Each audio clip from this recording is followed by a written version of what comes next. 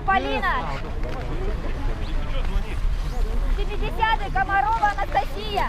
Я могу поблагодарить нашу администрацию, что она позволила нам погулять на свежем воздухе.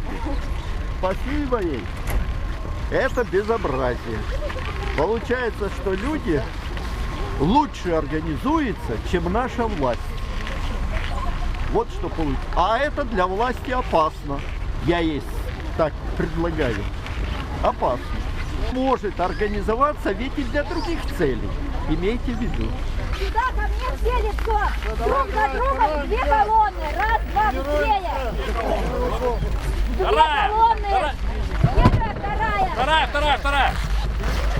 Встаем, держимся. Встаем, дальше. Нет, опять утра на потом. С этой стороны никто не должен заходить. Не будь то это или наш, или ваш, вы никого не пускаете. Сюда запрещается заходить всем. Буду стоять.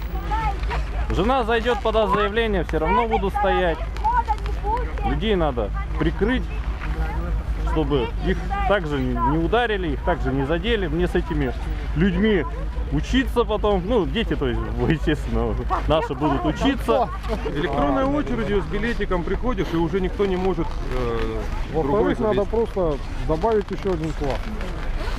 Потому что, ну, 2 класса, даже сейчас добавили до 70 человек, при списке почти 140 человек. Причем все по прописке.